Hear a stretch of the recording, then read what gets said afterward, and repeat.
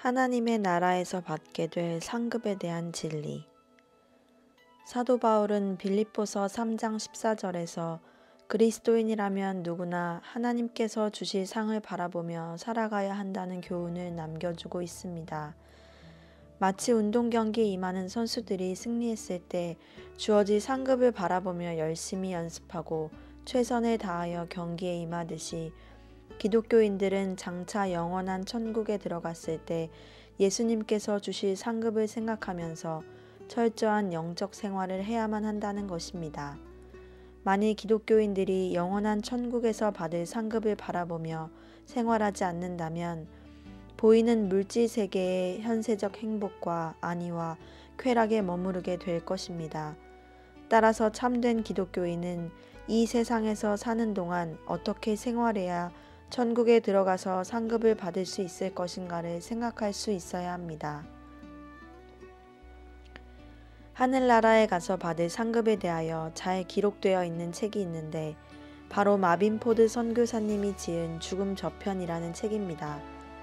마빈 포드 선교사님은 1919년 미국의 텍사스 주에서 출생하신 분으로서 1972년 1월 1일에 30분 동안 심장병으로 죽었는데 그 시간 동안 입신 체험을 하고 다시 살아났습니다. 그분은 입신 체험을 하신 이후로 전 세계를 다니면서 대규모의 집회를 인도하고 큰 능력을 행하는 전도자가 되었습니다. 이분이 간증하신 글을 보면 하나님의 충성스러운 종이라는 것을 알 수 있습니다. 이제부터 마빈 포드 선교사님이 천국에 다녀오신 경험에 대하여 기록한 죽음 저편이라는 책을 참고로 하면서 성도들이 천국에서 받게 될 상급에 대한 진리를 성경 중심으로 연구해 보도록 하겠습니다. 멀리서 본 우주의 대도시는 하나의 성 안에 3개의 도시가 있는 것처럼 보였는데 한 도시 위에 다른 도시가 떠 있는 것 같았다. 제일 큰 도시가 제일 아래에 있었고 제일 작은 도시는 꼭대기에 있어 피라미드 형태를 이루고 있었다. 다른 각도에서 그 성을 접근했을 때 나는 그것이 3층으로 되어 있는 것을 알았는데 각 층은 위로 올라갈수록 더 화려했다. 천국에 있는 집, 거리, 나무, 꽃, 강, 그리고 산은 이런 찬란함의 체현인 것이다. 무지개 빛깔의 후광이 천성에 있는 모든 사람과 천사를 둘러싸고 있으므로 인간의 눈으로는 쳐다볼 수 없을 정도의 광채가 나게 된다. 생명을 주는 속성을 지닌 그 후광은 비록 성 중앙에서 반사되는 그 큰 광채의 반사광이긴 하지만 각 개인에게서 발산되는 것처럼 보인다. 각 개인이 도달한 영적 수준에 따라 후광은 그 사람을 티 하나 없는 흰옷을 입은 것처럼 보이게도 하고 동시에 여러 가지 빛깔의 아름다운 채색 옷을 입은 것처럼 보이게도 한다. 천성의 위층에 사는 사람들은 가장 밝은 빛을 발하여 그들의 영광이 옷을 입은 것처럼 찬란하므로 그 아래층의 사람들은 그들을 쳐다볼 수가 없다. 아래층의 영역에 속한 영들이 위층을 방문할 수는 있으나 그들이 보다 큰 영광의 광채 앞에 설 수 있기 위해서는 특별한 준비를 갖추거나 얼굴을 가려야 한다. 아마 이것은 저 세상으로 영원히 들어가는 사람들을 기다리고 있는 상급의 정도를 부분적이나마 설명해 줄지 모른다. 마빈 포드의 죽음 저편 중에서 바울 사도께서는 고린도후서 12장 1절로 2절에서 3층 천에 다녀온 경험에 대하여 증거하고 있습니다. 그리고 마빈 포드 증거자도 천국이 3층으로 되어 있으며 1층 천 성도들보다 2층 천이나 3층 천에 사는 성도들이 입은 옷의 밝기와 주택, 면류관, 환경 등이 훨씬 더 화려하고 아름답다고 하였습니다. 이러한 사실을 통해 우리는 천국에서 각 성도들이 받을 상급에는 차이가 있다는 것을 알 수 있습니다. 또한 1층이나 2층 천 성도가 3층 천 성도를 만나려면 입은 옷에서 나타나는 영광의 광채가 너무 찬란하므로 특별한 준비를 갖추거나 얼굴을 가려야만 그 앞에 설 수 있다고 마빈 포드는 증거하고 있습니다. 그러면 과연 영원한 천국에서 큰 상급을 받게 되는 성도들은 어떤 분들일까요? 수십만 명의 교인들을 섬기는 목사님이나 전 세계를 다니면서 기적을 일으키는 부흥사나 예수님을 위해서 큰 사업을 한 사역자들이 큰 상급을 받을까요? 대부분의 사람들은 이 세상에서 큰 일을 한 사역자들이 큰 상급을 받을 것으로 생각하는데 과연 하나님께서는 어떻게 판단하실까요? 결론적으로 말씀드리자면 하나님께서는 겉으로 보기에 크고 화려하고 양적으로 많은 사업을 해야만 큰 상급을 주신다고 말씀하시지 않으셨습니다. 왜냐하면 사람은 외모로 판단하지만 하나님께서는 중심을 보시고 판단하는 분이기 때문이지요. 그러므로 사람들이 보기에는 선하고 큰 일을 하는 것 같아도 하나님께서 보시기에 전혀 상급을 받을 수 없는 일도 얼마든지 있다는 것입니다. 그러면 성경은 상급을 받을 수 있는 행실과 상급을 받지 못하는 행실에 대하여 어떻게 기록하고 있을까요? 성경에서 상급에 대한 원리가 자세하게 기록된 구절들은 마태복음 6장 1절로 8절, 16절로 18절, 누가복음 14장 12절로 14절, 고린도전서 3장 12절로 15절과 13장 4절로 7절 등입니다. 이제부터 이 말씀들을 중심으로 상급에 대한 진리를 설명드리고자 합니다. 상급 받을 수 있는 행실과 상급 받을 수 없는 행실. 구제와 봉사. 마태복음 6장 1절로 4절을 보면 사람에게 보이려고 그들 앞에서 너희 의를 행치 않도록 주의하라. 그렇지 아니하면 하늘에 계신 너희 아버지께 상을 얻지 못하느니라. 그러므로 구제할 때에 외식하는 자가 사람에게 영광을 얻으려고 회당과 거리에서 하는 것 같이 너희 앞에 나팔을 불지 말라. 진실로 너희에게 이르노니 저희는 자기 상을 이미 받았느니라. 너는 구제할 때에 오른손에 하는 것을 왼손이 모르게 하여 내 구제함이 은밀하게 하라. 은밀한 중에 보시는 너의 아버지가 갚으시리라고 하였습니다. 이 말씀에서 사람에게 보이려고 의를 행했다는 것은 선행 속에 사람들에게 자신을 자랑하고자 하는 교만한 마음이 포함되어 있었다는 것입니다. 그러므로 마음속에 자기를 높이고자 하는 명예욕과 자기의 이득을 추구하는 불순한 동기가 포함된 행실은 중심을 보시는 하나님께 상급으로 인정받을 수 없다는 것이지요. 또한 땅에서 이미 상을 받았다는 것은 앞에서 말한 것과 같은 불순한 동기를 가지고 자신의 선행을 드러낸 사람은 칭찬이나 보수, 권세, 명예, 인기 등 세상에서 상을 이미 받았기 때문에 하늘에 가서 받을 상은 없다는 말씀입니다. 그러나 대가, 권세, 명예 같은 것들을 바라는 마음이 없이 하나님의 영광을 위하여 순수하게 선을 행했다면 비록 그 선행이 알려져서 사람들에게 존경과 사랑을 받게 될지라도 천국에 가서 큰 상급을 받게 될 것입니다. 실례를 들어서 설명해 보도록 하겠습니다. H 전도사님이 금식 기도원에 갔다가 그곳에서 큰 은혜를 체험하게 되었습니다. 그런데 그 기도원에서 기도하는 동안 여러 목사님들이 설교를 통하여 11조를 바치면 하나님께서 창고에 넘치도록 축복을 주실 테니까 꼭 바쳐야 한다고 강조하였답니다.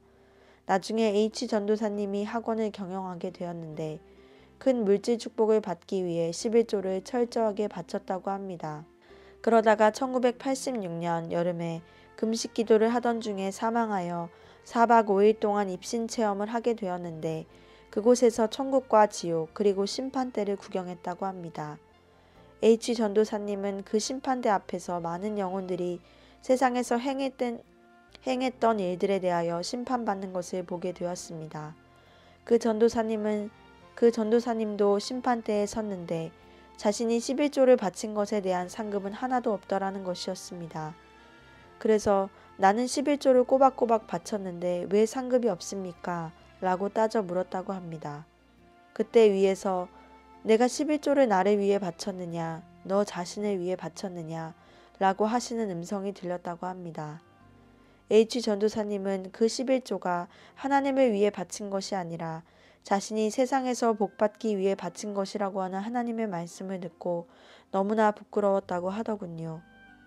H 전도사님의 경우와 같이 불순한 욕심을 가지고 드린 11조나 헌금은 하늘나라에서 상급이 되지 않는다는 것입니다. 어떤 고아원에는 두 종류의 성도들이 방문한다고 합니다. 한 부류의 성도들은 평소에 고아원을 방문하지 않다가 특별한 일이 있거나 연말 연시에만 선물을 가지고 방문합니다. 이러한 성도들은 고아원을 방문할 때 무슨 교회, 여전도회, 무슨 고아원 방문이라는 현수막을 붙이고 사진을 찍어 고아원을 방문한 사실을 많은 사람들에게 자랑 삼아 알린다고 합니다. 그러나 다른 한 성도님은 매주일에 한 번씩 정한 날이 되면 어김없이 고아원을 방문한다고 합니다. 비가 오나 눈이 오나 정해진 날에는 언제나 고아원을 방문해서 어린아이들의 밀린 빨래를 말없이 빨아주고 가신다고 합니다. 고아원에서 봉사하는 직원들이나 아이들은 이 성도님을 매우 좋아하며 존경한다는 것이었습니다. 그러면 이 두 부류의 성도들 중에서 과연 누가 하나님의 나라에서 큰 상을 받을 수 있을까요? 성전을 건축하거나 이전하려고 하는 대부분의 교회들이 교인들로부터 작정 헌금을 받습니다.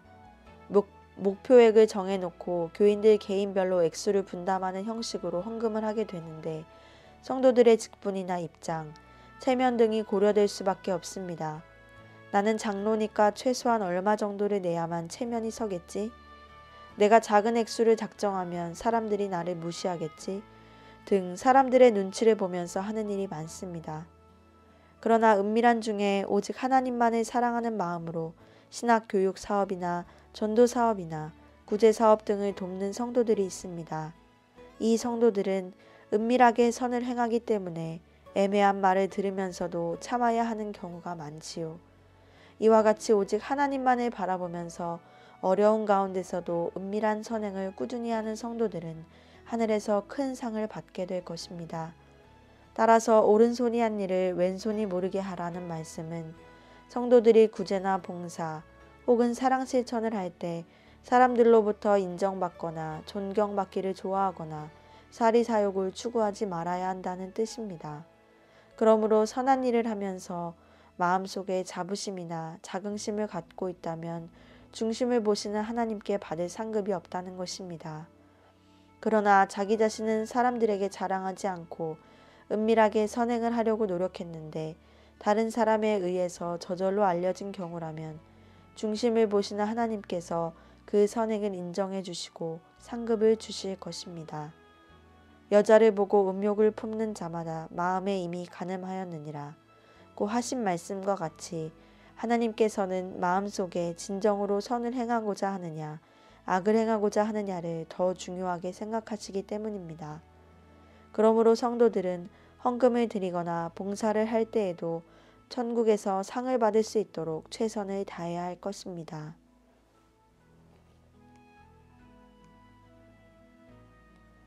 기도 생활. 마태복음 6장 5절로 8절을 보면 또 너희가 기도할 때에 외식하는 자와 같이 되지 말라. 저희는 사람에게 보이려고 회당과 큰 거리 어귀에 서서 기도하기를 좋아하느니라. 내가 진실로 너희에게 이르노니 저희는 자기 상을 이미 받았느니라. 너는 기도할 때에 내 골방에 들어가 문을 닫고 은밀한 중에 계신 내 아버지께 기도하라. 은밀한 중에 보시는 내 아버지께서 갚으시리라. 또 기도할 때에 이방인과 같이 중언부언하지 말라. 저희는 말을 많이 하여야 들으실 줄 생각하느니라고 하였습니다. 이 말씀은 하나님께서 기뻐하시는 기도 생활, 다시 말해서 상급 받을 수 있는 기도가 무엇인가에 대해서 설명하신 것입니다. 사람들은 기도할 때에 말을 많이 하고 청산유수처럼 유창하게 해야만 하나님께서 기뻐하시는 것으로 생각하기 쉽습니다. 그래서 똑똑하고 유창하게 대표 기도를 하시는 분들을 부러워하기도 하지요. 물론 성령님께서 기도를 유창하게 하시는 분을 통해서 역사하시고 많은 성도들에게 은혜를 주시기도 합니다. 그러나 아무리 은혜스럽게 기도를 했다고 할지라도 남에게 좋게 평가받기 위한 의도를 가지고 했다면 그 기도에 대해서는 상급이 없다는 것입니다. 한 주일 동안 열심히 전도 생활을 하신 어떤 성도님의 예를 들어서 설명해 보도록 하겠습니다. 이 성도님은 전도를 열심히 했는데도 교인들 중에서 자신을 알아주거나 칭찬해 주는 분이 없어서 서운해하던 중에 대표 기도를 하게 되었습니다. 그분은 기도를 하는 가운데 하나님이시여, 전교인이 하나가 되어서 열심히 전도할 수 있도록 큰 능력을 베풀어 주시옵소서. 전도를 소홀히 하는 교인이 있으면 뜨거운 열심을 허락하셔서 복음을 담대하게 외칠 수 있도록 하옵소서라고 하였습니다. 이때 이분의 기도 내용은 참으로 훌륭하지만 그 마음속에 자신이 전도를 잘한 것에 대하여 드러내고자 하는 교만한 마음이 있기 때문에 천국에 가서 받을 상이 없다는 것입니다. 또한 마음속으로 남들보다 기도를 잘하거나 많은 시간 기도한 것에 대해서 자랑스럽게 생각하고 있거나 인정을 받고자 하는 마음을 가지고 기도했다면 교만하고 위선적인 행실이므로 하늘나라에 가서 상 받을 것이 없다는 것입니다. 그리고 사람들에게 기도를 많이 하는 것처럼 보이기 위하여 중언부언했다면 위선적인 기도이므로 하나님께 상 받을 것이 없다는 것입니다. 따라서 성도들은 사람들을 의식하지 말고 오직 하나님의 뜻대로 간절하고 순수한 마음을 가지고 기도해야 할 것입니다. 금식. 마태복음 6장 16절로 18절을 보면 금식할 때에 너희는 외식하는 자들과 같이 슬픈 기색을 내지 말라. 저희는 금식하는 것을 사람에게 보이려고 얼굴을 흉하게 하느니라. 내가 진실로 너희에게 이르노니 저희는 자기 상을 이미 받았느니라. 너는 금식할 때 머리에 기름을 바르고 얼굴을 씻으라. 이는 금식하는 자로 사람에게 보이지 않고 오직 은밀한 중에 계신 내 아버지께 보이게 하려 함이라. 은밀한 중에 보시는 내 아버지께서 갚으시리라고 하였습니다. 예수님께서는 금식할 때 머리에 기름을 바르고 얼굴을 씻으라고 하셨습니다. 왜 그렇게 말씀하셨을까요? 그 이유는 얼굴을 지저분하게 하고 머리를 헝클어뜨린 모습을 보이면서 자신은 이와 같이 큰 어려움을 참아가며 금식하고 있다고 과시하는 행위는 위선이기 때문입니다. 또한 금식 기도를 하는 동기나 목적이 하나님을 위한 것이어야 하는데 며칠 금식했다고 자랑하기 위해서, 현실적인 문제를 해결하기 위해서, 혹은 물질 축복을 받기 위해서 금식을 했다면 땅에서 상을 받은 결과가 되므로 하늘나라에서는 상 받을 것이 없습니다. 자기를 위한 목적을 가지고 금식하기보다 하나님의 영광을 위해서 금식해야 한다는 것이지요. 따라서 정욕적인 목적으로 기도하거나 교만한 마음으로 기도하지 않도록 최선을 다해야만 천국에서 큰 상을 받게 된다는 것입니다. 하나님께서는 사람들에게 높임을 받거나 자랑하고 싶어하는 교만한 마음을 회개하면서 은밀한 중에 금식하는 성도들에게 큰 상급을 주실 것입니다. 이웃사랑. 누가복음 14장 12절로 14절을 보면 또 자기를 청한 자에게 이르시되 내가 점심이나 저녁이나 베풀거든 벗이나 형제나 친척이나 부한 이웃을 청하지 말라. 두렵건대 그 사람들이 너를 도로 청하여 내게 갚음이 될까 하라. 잔치를 배설하거든 차라리 가난한 자들과 병신들과 저는 자들과 소경들을 청하라. 그리하면 저희가 갚을 것이 없는 고로 내게 복이 되리니 이는 의인들의 부활 시에 내가 갚음을 받겠음이니라 하시더라고 하였습니다.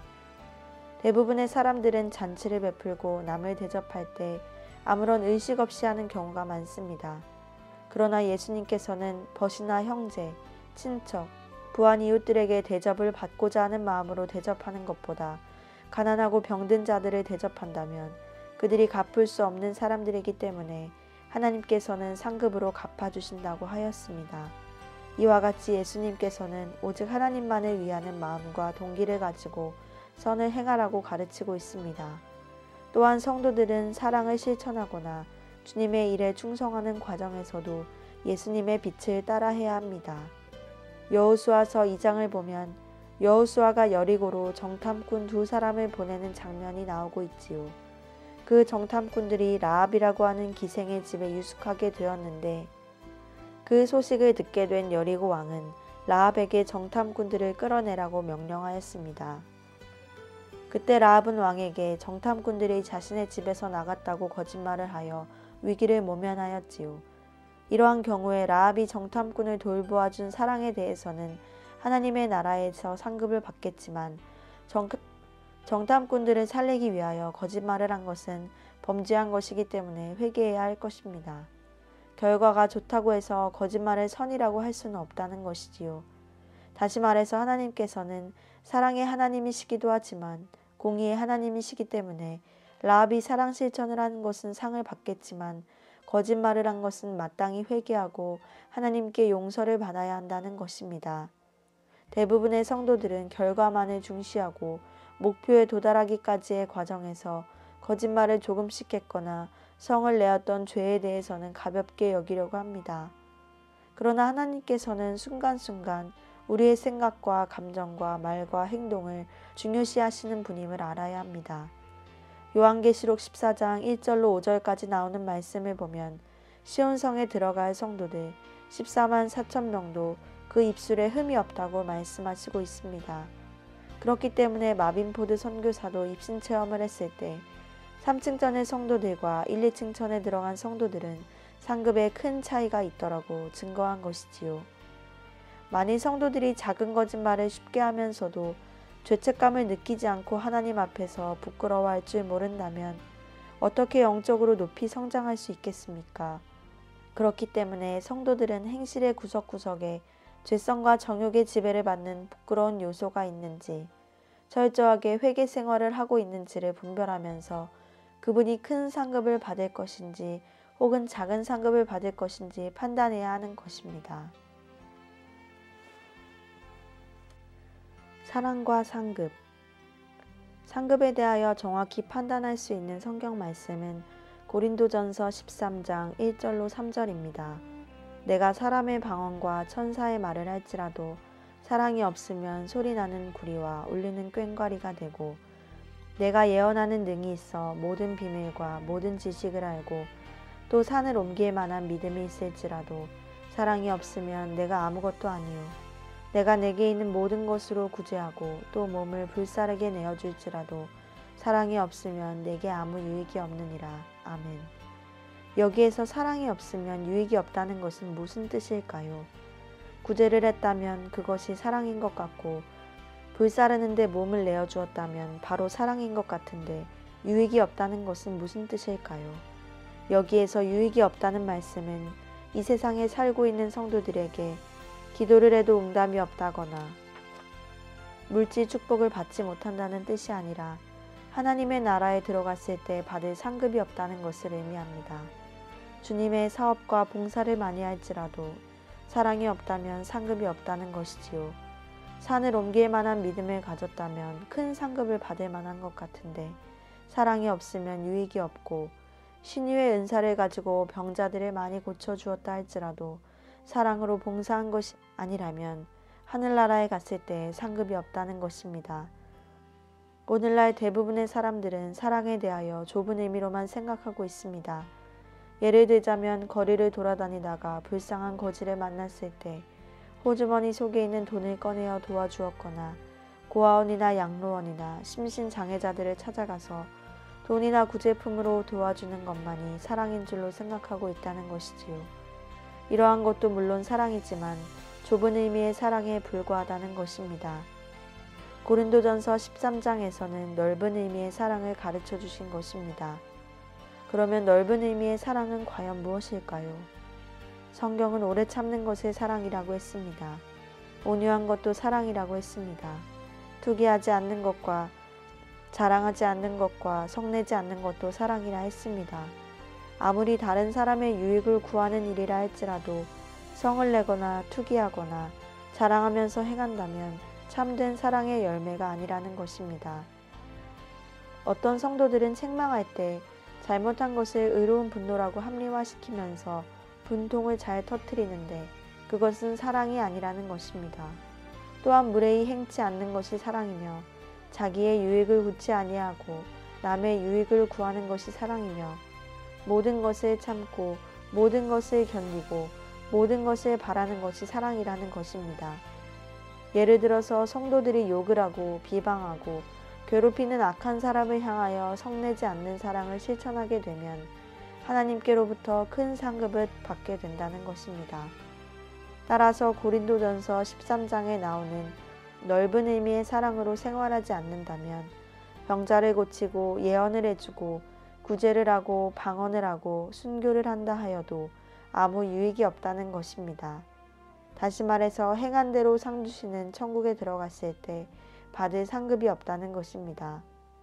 그러므로 성도들은 큰 자선 사업이나 큰 하나님의 사역만을 추구할 것이 아니라 큰 일을 하든지 작은 일을 하든지 순간순간 각자의 생활 환경 속에서 늘 고린도전서 13장과 같이 참된 사랑을 실천하려고 최선을 다해야 합니다.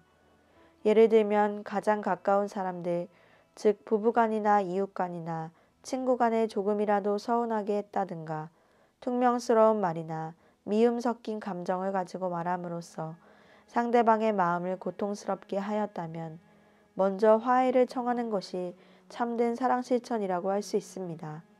그것이 바로 자기의 유익을 구치 않고 남의 유익을 구하는 사랑입니다.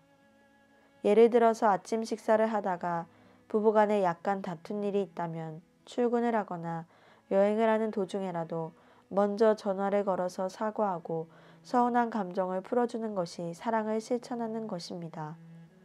또한 부모님들이 아이들에게 성을 내거나 거친 말로 책망했을 때 아이의 얼굴이 굳어져 있는 모습을 보았다면 빨리 그 감정을 풀어주기 위하여 노력하는 것이 매우 중요하고 큰 사랑 실천이라는 것입니다.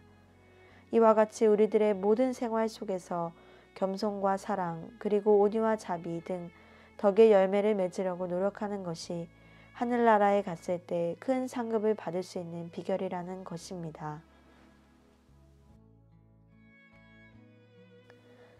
타버릴 공력과 타지 않을 공력. 그러면 큰 상급을 받는 성도들은 어떤 분들일까요? 그리고 그리스도의 심판들을 통과할 때 어떤 행실이 상급을 받게 되고 어떤 행실이 부끄러움을 당하게 될 것인지 확인해 보도록 하겠습니다. 고린도전서 3장 12절로 15절 말씀을 보면 만일 누구든지 금이나 은이나 보석이나 나무나 풀이나 짚으로 이 터 위에 세우면 각각 공력이 나타날 터인데 그날이 공력을 밝히리니 이는 불로 나타내고 그 불이 각 사람의 공력이 어떠한 것을 시험할 것임이니라. 만일 누구든지 그 위에 세운 공력이 그대로 있으면 상을 받고 누구든지 공력이 불타면 해를 받으리니 그러나 자기는 구원을 얻되 불 가운데 얻은 것 같으리라고 하였습니다. 여기에서 공력이라는 말씀은 공적이라는 말과 똑같은 의미입니다. 성도들이 바로 이 공력에 따라 상급을 받게 되는 것이지요.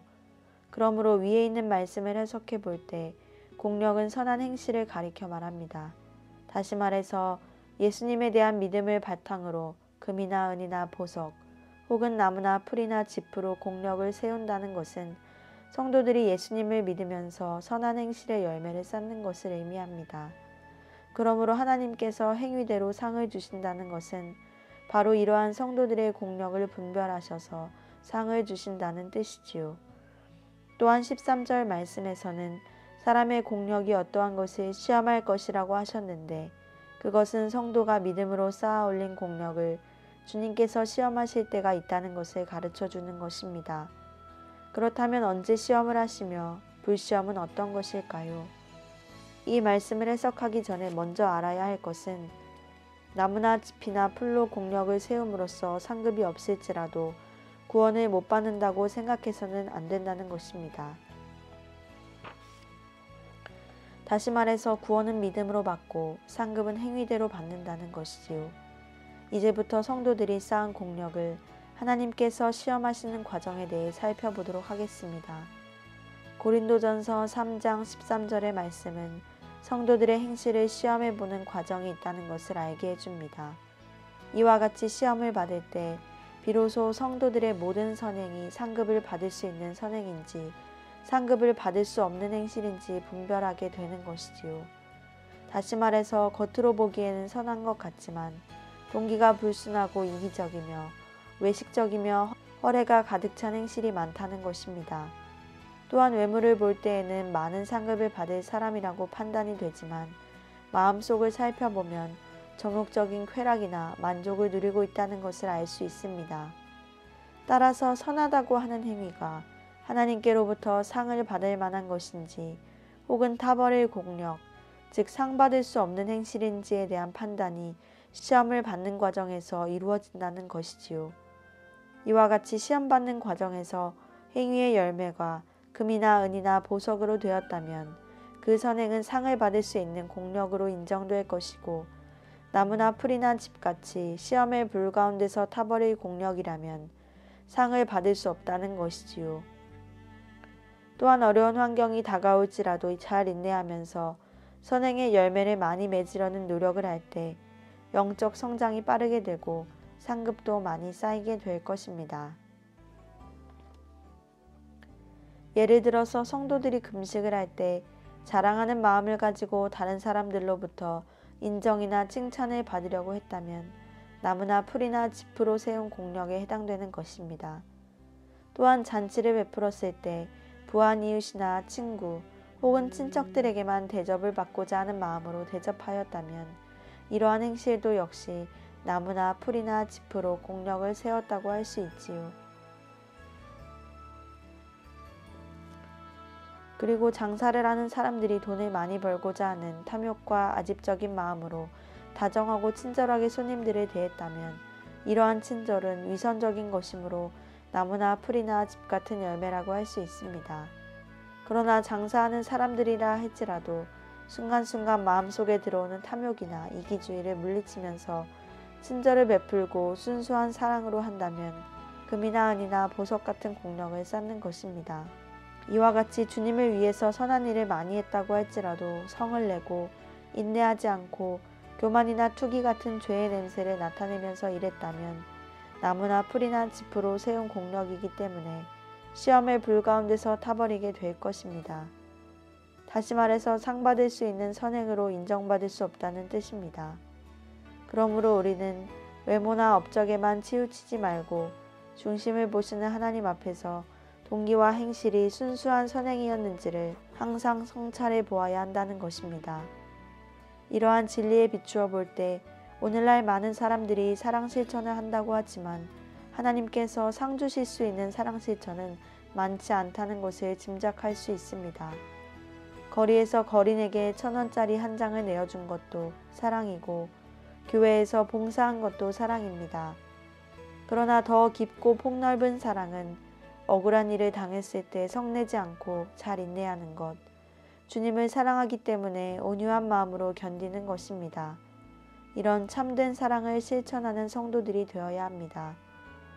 예수님께서는 억울하게 십자가에 못 박히시면서도 성내지 아니하시고 오히려 그들의 죄를 용서해 달라고 기도하셨습니다.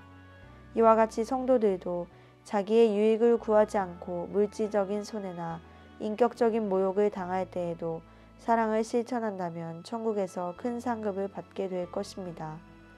성경은 인생이 잠깐 보이다가 없어지는 안개와 같고 나그네요 행인같이 지나가는 삶이라고 말씀하셨습니다.